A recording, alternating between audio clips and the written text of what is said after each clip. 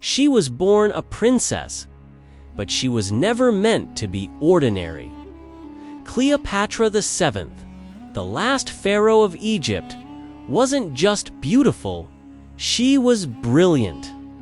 She spoke 9 languages, studied politics, science, and philosophy, and understood one thing better than anyone else in her time: power.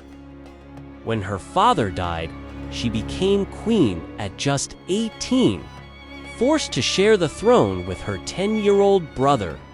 But soon, palace walls turned into a war zone. Cleopatra was betrayed, exiled, and left with nothing but her mind and her will to take back what was hers. And then came Julius Caesar. History remembers him as Rome's greatest general. She saw him as her greatest opportunity.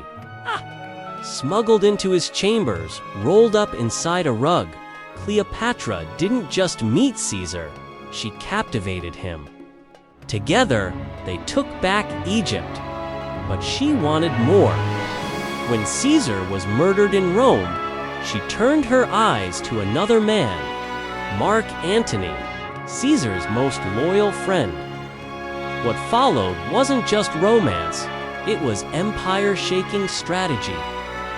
Cleopatra and Antony became the most powerful couple in the world, ruling East and West together. Rome trembled at their names. She hosted Antony on a golden barge on the Nile, sails soaked in perfume, servants dressed as gods, a queen performing divinity itself.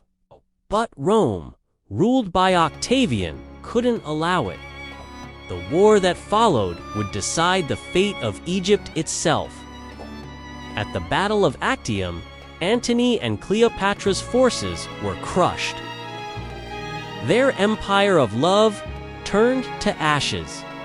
As Roman legions closed in on Alexandria, Antony fell on his sword, and Cleopatra made her final decision.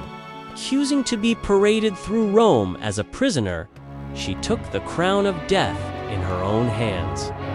Legend says she used an asp, a venomous Egyptian snake, to end her life. But here's what most people don't know. Her body was never found. Her tomb has never been discovered. Archaeologists believe it still lies hidden near Alexandria, untouched for over 2,000 years. The woman who once ruled empires vanished like a goddess returning to the sand. Cleopatra didn't just die.